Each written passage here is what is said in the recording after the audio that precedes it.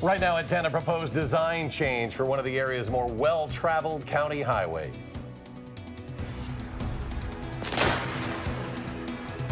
Several reports of lightning strikes tonight, including one that's being blamed for starting a house fire. And a pair of big-name Packers players are traded away today. Who they are, what Green Bay is getting in return, that's all coming up. This is News 3 at 10. Thanks for joining us tonight. A potential road project is gaining attention from residents and motorists alike. Tonight, many of them packed into a meeting to share how they want to see County M improved. The stretch of highway spans parts of the town of Westport, city of Middleton, and Dane County.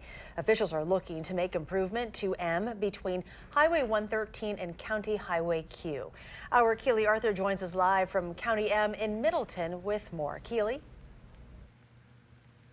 Well, County M is pretty quiet right now, but take a cruise here during the morning or afternoon rush hour and things look very different. Lots of traffic. And that's one of the many things people want changed here. And they say it's time we stop chatting about it and start doing something instead. I have lived off of County M for 40 years. And when I first moved out here, there was discussion about the parkway. Carla Moore is referencing the North Mendota Parkway, a long-discussed roads project involving upgrades to County M and other roadways that never really went anywhere. And nothing has happened. Decades and countless developments later, Moore says it's finally time to do something.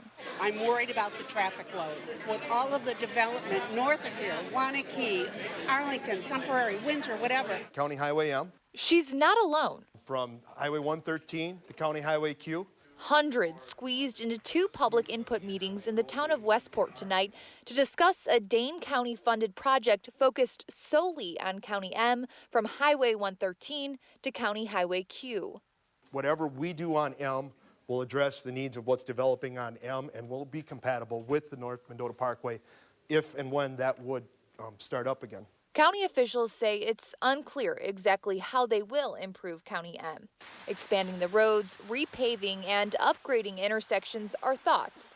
What is clear right now is the high volume of crashes, more than 201 in 4 years, heavy congestion, and a huge amount of public interest. We want to take all that, collect the data, and then use that in the preliminary design process. A preliminary design for the project is slated for next fall. Not quick enough for Moore, who says a lot's changed in 40 years and County M should too.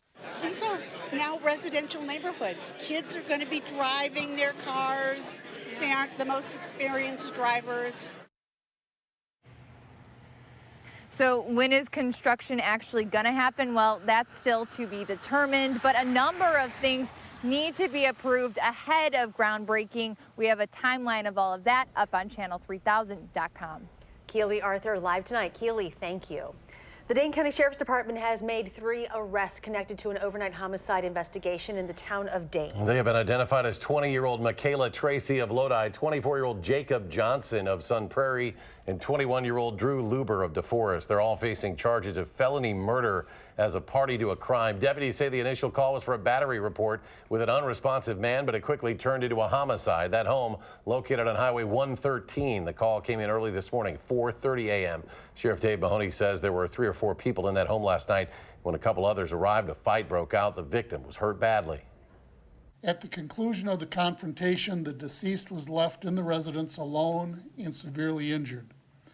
At approximately 4:20 a.m., one of those occupants of the residence returned and found the deceased unconscious and unresponsive. That one person who returned to check on the man called 911. After first responders tried life-saving measures, he was pronounced dead. We still don't know who he is. That information should be released following an autopsy in the morning. Democrats are hoping a visit from the nation's former vice president could help lead them to victories in the midterm election next week. Today, Joe Biden urged more than 1,000 at UW-Madison to vote early.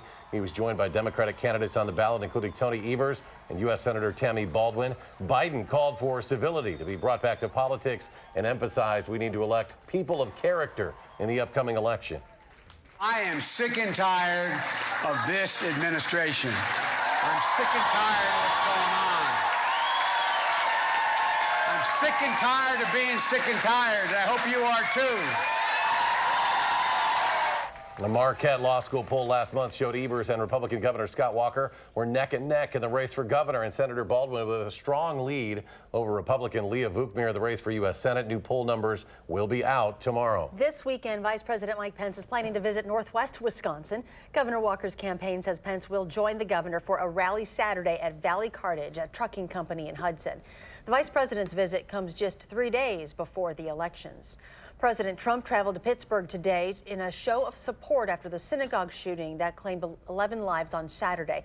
The president and first lady placed visitation stones on the makeshift memorial outside the synagogue. Protesters lined the streets of the city to greet the presidential motorcade. Some held signs denouncing the president's nationalist rhetoric. His visit came shortly after the first funerals were held for the victims. Cash bail has been set at $100,000 for the suspect in the fatal shooting at a State Street parking ramp over the weekend. 21-year-old Kenyara Gadsden charged with shooting 21-year-old Stephen Villegas early Sunday morning. The judge ruled that if Gadsden posts bail, she can have no contact with the victim's family. A brief scare this afternoon at Verona High School. The building had to go on what the district is calling building secure mode after it received an outside threat. They say that threat was made in a social media video by a 15-year-old student around 1:30 this afternoon. The district says it involved a gun and ammunition. The student was found at his home in Madison and interviewed by police. The extra security at the school was lifted and students were released at normal time. The DeForest Area School District is keeping part of its middle school closed for the rest of the week while they work out a plan to remove mold. 7th and 8th grade students will return to school Thursday and Friday, but 5th and 6th grade students will not have class on those days. Mold was found on the 7th and 8th grade side of the school last week, leading to classes being canceled for them yesterday and today. A Middleton home is a total loss after first responders say it was hit by lightning this afternoon and caught fire. The call came in around 2 to this house on Ellington Way. A family of 4 lives there, but only 2 of them were home at the time. Everyone did get out safely, including the family dog. Neighbors say from miles away they could see the flash and hear the thunder. You still never think it's going to hit somebody's house. And in your neighborhood, no. Yeah, it was like, that has to hit something, but yeah, you don't think that something like that will happen. The crews are telling us that fire caused nearly $450,000 in damage. Emergency responders say, including that home on Ellington Way, there were 4 other reports of lightning strikes throughout Dane County today. Let's get a look at our first alert forecast now. Chief Meteorologist Gary Canaldi. Gary? A few showers are still lingering on after the showers and thunderstorms developed mid-afternoon across much of southern Wisconsin from Madison southward. And you can see those showers pretty much in the same general area, but skies are clearing to the north and west, especially north and west of the Twin Cities. On Doppler track, you can still see a few light showers moving on through. Looks like the very last of them now swinging through Monroe and up toward Dodgeville. Those will move through the Madison area and pretty much be done with most of our viewing area by around midnight. High temperatures today were in the upper 50s to around 60 degrees before the rain arrived here in Madison. We topped out at 57. Current temperatures are still in the upper 40s, but notice to the north and west, Black River Falls down to 38 degrees. The skies are starting to clear across parts of central Wisconsin. By tomorrow morning, look for temperatures to be down into the lower 40s, but for Halloween, look for a pretty nice day. Skies will be partly sunny. Our high temperature will be a very pleasant 56 degrees. That's your first alert forecast. Gary, thank you. A local dairy is under quarantine after an inspection found one of their cows had tuberculosis. New tonight, Amy Reed found out why this might have happened and what it means for the local dairy industry. I spoke with the vet that took care of these cows, and he said until this, there was no indication these cows were anything but healthy. But now there's a whole host of government organizations trying to figure out what happened. They're wonderful people, excellent farmers, excellent managers. They take really good care of their cattle, yeah.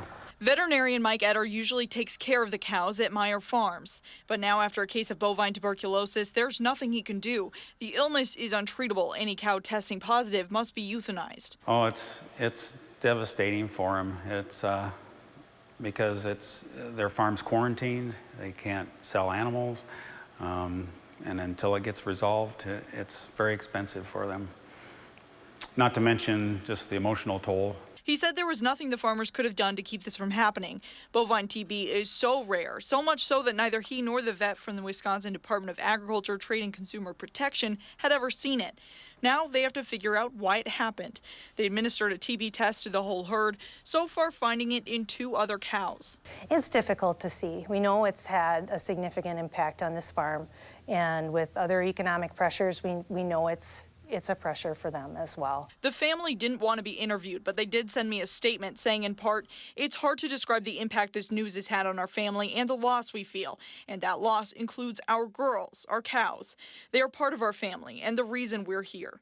Etter said the family can bounce back from this, and they plan to. As for other dairies in the area, our advice to other dairy farmers is to just follow good biosecurity practices, know where you're purchasing animals from, if possible, have any incoming animals tested. Everyone I spoke with said if this is an outbreak, it should stay contained at the dairy, which means as long as you're drinking pasteurized milk and eating meat that's been inspected, you should be fine. Reporting in Waunakee, Amy Reed, WISC News 3. The Department of Agriculture is also working with the Department of Health Services to make sure any humans involved were not exposed to TB as well. Still ahead tonight at 10, where the Beloit Turner School District is hoping the 3rd time is the charm next week. And one of America's most prolific modern-day gangsters is killed inside a West Virginia prison. An update on Whitey Bulger's death next.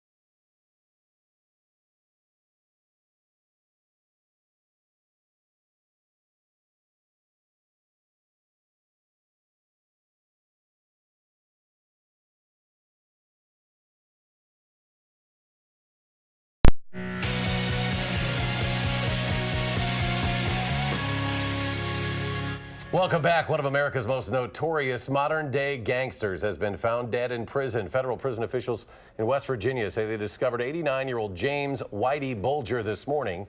Multiple reports indicate the former mobster was killed inside West Virginia's Hazeltown High Security Penitentiary, beaten to death by one or more inmates. At 89, Bulger was 7 years into serving one of 2 life sentences for 11 murders. The FAA is being called in to investigate a plane crash in southeastern Wisconsin. It happened on Camp Lake in Kenosha County last night, but it was not initially reported.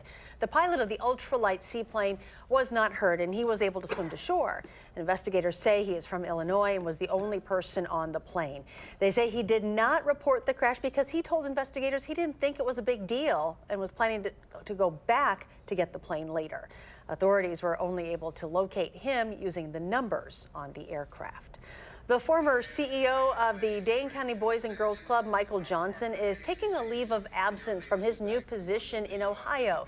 For the last 3 months, he served as the CEO of the United Way of Greater Cincinnati. The United Way says Johnson requested the leave of absence but is still employed. Next week, a facilities referendum for the Beloit-Turner School District will be on the ballot for a 3rd time. The referendum would expand a portion of the high school used to teach skilled trades and also replace Townview Elementary School over the course of 2.5 years. Last spring, a similar referendum failed by just 3 votes. District Superintendent Dennis McCarthy says the referendum impacts the entire community. We need to present something that looks to the future. It's our children's children that are going to be in that building. And if we don't value that as an educational system, and we don't value that with a community like that, I think we've kind of lost our focus. A main criticism of the referendum is the tax increase. McCarthy says the increase would be $99 per $100,000 in property value. Chief Meteorologist Gary Canaldi joins us now with a look at our forecast. We had some rain today, but not going to affect us for tomorrow. Trick-or-treaters, I think, are going to really enjoy this forecast. It's going to be one of the nicer Halloweens. Eric always points out it's usually cold. Often freezing. And rainy, but Might be nice tomorrow. Tomorrow won't be one of those. Good. Let's start out by taking a look, first of all, at Doppler track. The last of the showers appear to be pushing through western Dane County right now, running from just east of Dodgeville down toward Monroe, lifting toward the north and east. North and west of Madison, the rain pretty much is over with, but to the south and east, those showers will linger for another hour or two. And to the west, really nothing happening out to the west. So we should be looking at some pretty nice weather. If you look at weather track, there is some clearing north and west of the Twin Cities. There were a few light sprinkles here. These will fall apart. They're actually with a second cold front that will come through tomorrow night, bringing just a few clouds. And that will also lead to colder temperatures toward the end of the week. But the trick-or-treat forecast for tomorrow, I think this looks pretty nice. 4 p.m., partly sunny skies, temperatures in the mid-50s. By 6 p.m., around 50 degrees. And most of the trick-or-treating is done by 8 p.m., and temperatures then should be in the middle 40s. So a light jacket will be fine for the trick-or-treaters, but no rain gear expected.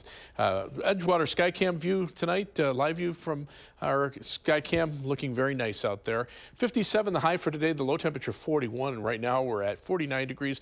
Light rain shower at the airport, winds out of the north-northwest now at 9 miles per hour, so that's an indication that the cold front has come through southern Wisconsin. High temperatures today, upper 50s to near 60 in southern Wisconsin. In fact, Milwaukee hit 62. Northern parts of the state stayed cooler on the other side of that cold front, and now where skies have been clearing, temperatures are already in the upper 30s to around 40. It'll clear down to 40. Black River Falls already in the upper 30s, whereas the cloud cover keeping temperatures closer to the 50-degree mark here. The jet stream right over us right now. Most of the showers and thunderstorms have been on the warm side of this front as it pushes toward the south and east. Not a lot of moisture associated with, but enough that caught up to the cold front to generate those showers and thunderstorms that we saw earlier today. But a second cold front back to the north and west has a little more of a punch behind it. So this front really isn't going to change the temperatures very much for tomorrow. While right now temperatures are in the 60s, even 73 in St. Louis. Behind the front, they're in the 30s and 40s. The sunshine will offset the cloud cover that we had for today. So you can see the clouds clearing out late tonight, and then tomorrow we're looking at some sunshine and temperatures still back in the middle 50s. As that second front drops southeastward, those winds become a little more northerly. That will drop temperatures a little more into about the 50-degree mark by Thursday, and probably in the mid to upper 40s for Friday. 40 for the overnight low temperature with any rain showers coming to an end. Skies will start clearing toward morning. Tomorrow's high temperature at 56 degrees, so a partly sunny and pleasant Halloween. As we look at future track, the rain showers move on out tonight. Temperatures dropping to around 40 by morning. Tomorrow, look for partly sunny skies, high temperatures in the middle 50s. Tomorrow night, low temperatures dropping into the middle 30s. But notice that second shift in the wind here, and that will bring in a little colder weather for Thursday. High temperatures topping out in the lower 50s. 7 to 10 day forecast, a little cooler still on Friday. High temperatures in the upper 40s. And then for Saturday, upper 40s as well. Then the rain chances come back early next week. But right now, it looks like rain into Election Day Tuesday. That could mix with some snow late Tuesday night, well after the polls are closed. And then temperatures even chillier for the end of next week. All right, Gary. Thanks so much. You're welcome. Thanks, Gary. The Packers are dealing out players for draft picks today. Of all the details next in sports.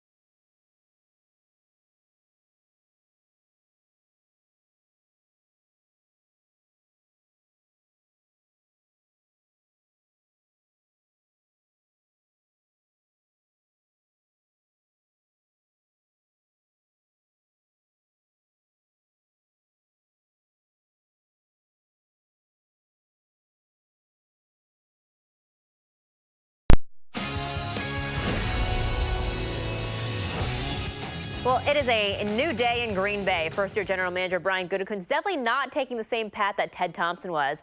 It was an eventful hour-ish for the Packers before the trade deadline at 3 Central today. After the respective speeches from Ty Montgomery and Mike McCarthy yesterday, It appeared that both sides wanted out. So Montgomery, he has been traded to the Baltimore Ravens. In return, the Packers will get a 7th-round draft pick in 2020. Among the things that he said yesterday, he was unsure of his role on the team and was given limited opportunities. Ty only played 6 snaps from scrimmage in Sunday's loss to the Rams. This next one hurts a little bit more for the Packers. They also traded free safety HaHa Clinton-Dix to the Redskins for a 4th-round pick in the 2019 draft. The 25-year-old out of Alabama has been a starter since his rookie season in 2014. The Packers picked him in the 1st round that year, and he also played in the Pro Bowl in 2016. Now, in the first 7 games this season, he put up 3 interceptions, a sack, and a forced fumble. The Packers, though, they now have 10 picks in the 2019 draft. So let's check out that 2015 draft class under Ted Thompson's reign. The only guy left standing is Jake Ryan, but he's on injured reserve right now, and he's also in the final year of his rookie contract. Both Mike McCarthy and Brian Gutekunst scheduled to speak to reporters tomorrow morning at 10 a.m. Other big moves for the trade deadline today. Dante Fowler Jr., who the Packers were trying to get as well. He goes from the Jaguars to the Rams. Golden Tate to the Eagles.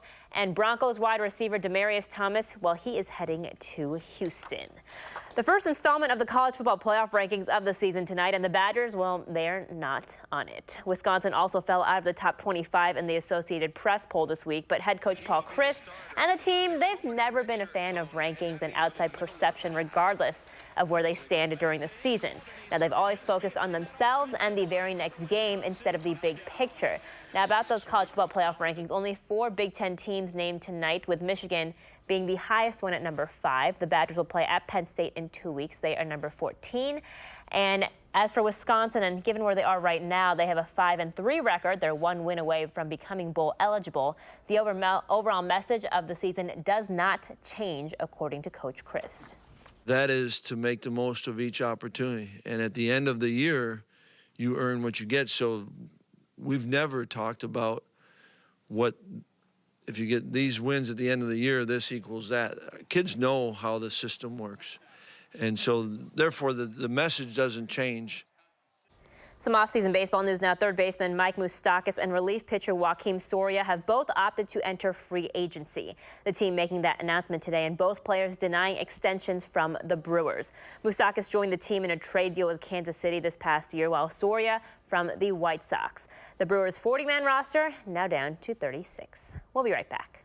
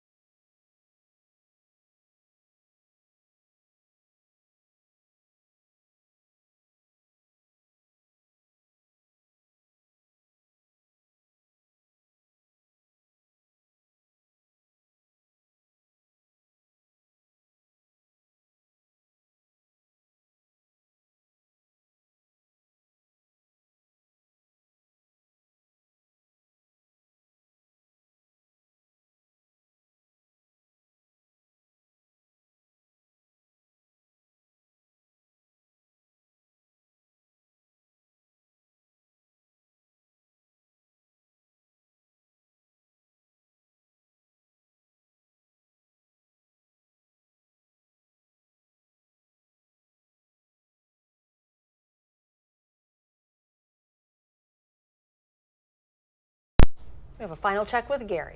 Still got a few showers out there, but they should be gone by midnight. You can see the back edge of them running through from around Mount Horeb down toward Albany. Those are lifting toward the northeast, and that should pretty much be it for the showers by about midnight.